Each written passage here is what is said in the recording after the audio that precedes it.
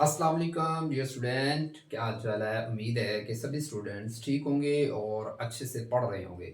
अच्छा student, chemistry 10th class chapter number 13 हमने start किया हुआ है और कार्बोहाइड्रेट्स के बारे में हमने पीछे पढ़ लिया था। तो कार्बोहाइड्रेट्स की आज हमने टाइप्स के बारे में पढ़ना है। इसकी तीन टाइप्स हैं, ठीक है जी। Number one monosaccharides, number two oligosaccharides, number three polysaccharides. इसकी तीन टाइप्स हैं, ठीक है जी। और जो आज हमने अपने सिलेबस के अंदर मतलब आज के टॉपिक में डिस्कस करनी है वो जी है मोनोसैकेराइड्स, ठीक है। फर्दर बाद में ओलिगोसैकेराइड को भी डिस्कस करेंगे, पॉलीसैकेराइड्स को भी करेंगे नेक्स्ट लेक्चर्स के अंदर। जो आज हम डिस्कस करेंगे वो जी मोनोसैकेराइड्स। सबसे पहले आप लोगों को इसका बारे में पता होना चाहिए मोनो मीन क्या होता है, सैकेराइड्स मीन क्या होता है, ठीक है जी। मोनो मीन होता है जी वन, सैकेराइड्स मीन होता है जी सैकेराइड्स। ये वर्ड जो निकला है सैक्रम से निकला है, ये बात ध्यान में रखनी है। वर्ड कहां से निकला है? सैक्रम से। और सैक्रम मीन होता है जी ग्लूकोज, ठीक है जी, ग्लूकोज। अब इसके अगर बात करें monosaccharides have only one glucose molecule.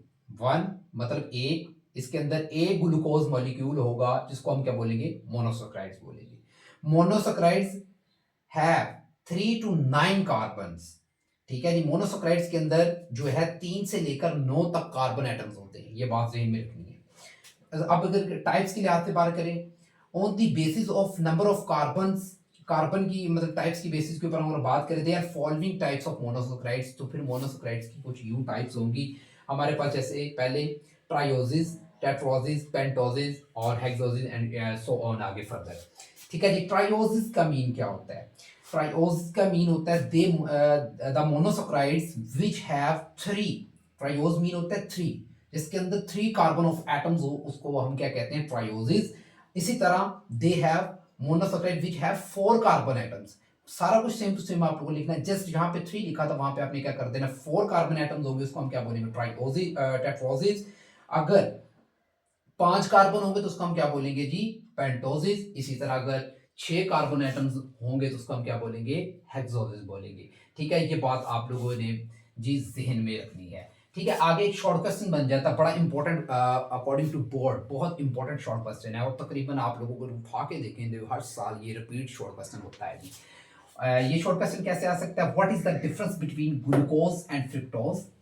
कि ग्लूकोज और फ्रुक्टोज में क्या डिफरेंस है, ये आ सकता है। या इसी तरह क्वेश्चन को थोड़ा सा यही कर सकता है, write down the structure of glucose and fructose, कि ग्लूकोज की स्ट्रक्चर और फ्रुक्टोज की स्ट्रक्चर जो है वो ड्रॉ करें। या ये भी कह सकता है write the structure of glucose या write the structure of fructose, इस तरीके से भी कह सकता है, ठीक है जी। हम बात कर लेते हैं ग्लूकोज और फ्रुक्टोज के बारे में, ठीक है जी।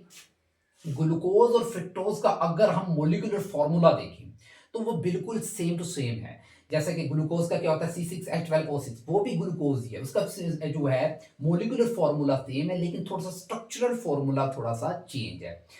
अच्छा जी, glucose is penta hydroxy aldehyde, ठीक है जी। पेंटा मीन होता है 5, हाइड्रोक्सी मतलब इसके अंदर 5 OH ग्रुप होंगे, ठीक है जी, हाइड्रोक्सल ग्रुप होंगे, ठीक है जी। 5 OH ग्रुप इसके अंदर होगी, जिसकी वजह से हम इसको कहेंगे साथ में एल्डिहाइडिक ग्रुप होगा। पीछे हमने कार्बोहाइड्रेट के अंदर हमने पढ़ा था, डिस्कस किया था, ठीक है जी। तो इसी तरह अगर इसके अंदर बात करें, ये इज पेंटाहाइड्रोक्सी कीटोन, मतलब इसके अंदर 5 हाइड्रोक्सी कीटोन होंगे, ठीक है जी। यहाँ पे एल्डिहाइड होंगे, वहां पे पेंटाहाइड्रोक्सी कीटोन होंगे। अब हम इसके स्ट्रक्चर के में थोड़ा सा देखते हैं कि कैसे। अच्छा जी, structure same to same as it is, same to same ऐसे बनानी है, कोई चेंजिंग नहीं करनी। नहीं तो करते क्या है जी, हम इससे ये देखिए जैसे लिखा हुआ है CHO, ठीक है जी। अगर आप इसको COH लिख देंगे तो आपकी स्ट्रक्चर गलत हो जाएगी, टोटल रॉन्ग है जी, ठीक है जी। आप लोगों ने same to same as it is ऐसे सेम टू सेम लिखनी है CHO। और हमारे पास, ठीक है जी, हाइड्रोजन है, पहले कार्बन के साथ OH आ गया, उसके बाद हमने थोड़ी सी पोजीशन चेंज कर ली इस दूसरे नंबर पे, मतलब 1 2 3 3 वाले पे क्या करना है हमने जी? कार्बन के साथ जो OH ग्रुप है वो इधर शिफ्ट करना है हमने, HO हो गया और H इधर आ गया, बाकी सेम टू सेम आप लोगों ने वैसे ड्रॉ कर दी, CH2OH आ गया, ठीक हो गया जी। ये एल्डिहाइडिक ग्रुप है हमारे पास, एल्डिहाइडिक ग्रुप, ठीक है। ये बात ध्यान में रखनी, पीछे हमने स्ट्रक्चर की थी डबल बॉन्ड बनाकर, मतलब इस तरीके से कुछ यू स्ट्रक्चर हमने पीछे की थी, ठीक है, जिस वजह से एल्डिहाइडिक कहते हैं।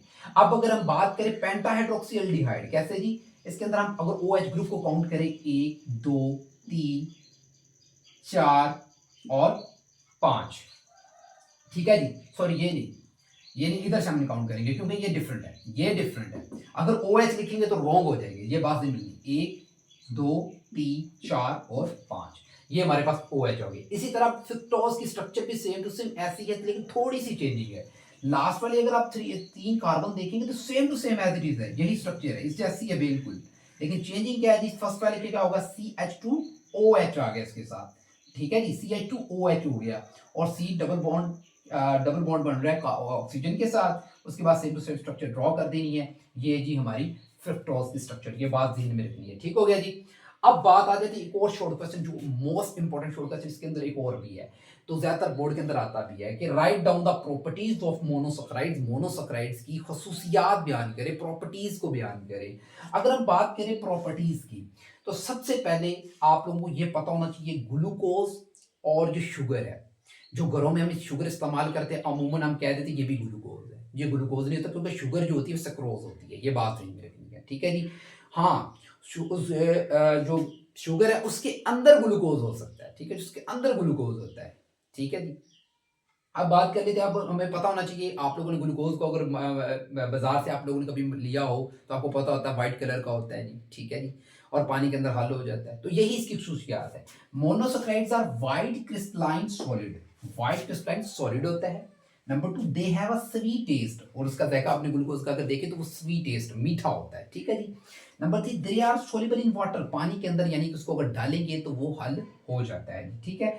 दे आर रिड्यूसिंग इन नेचर, ये रिड्यूस हो जाता है नेचर के अंदर। जैसा कि ये देखें, अगर मैं इधर से स्ट्रक्चर इसके इस तरह के ड्रॉ करूं, मतलब इसमें से ऑक्सीजन अगर करेंगे तो ऑक्सीजन अगर रिमूव हो जाए तो क्या होता है, रिड्यूस हो गया, ठीक है, रिड्यूसिंग एजेंट है। और उसके बाद लास्ट में they can not be hydrolysed, इसको हाइड्रोलाइज नहीं किया जा सकता, ठीक है। हाइड्रोलाइज मीन ये होता है कि पानी के अंदर इसको डालने से ये इसमें कोई बदलाव नहीं आता, चेंजिंग नहीं आती, ठीक है। They can not be hydrolysed.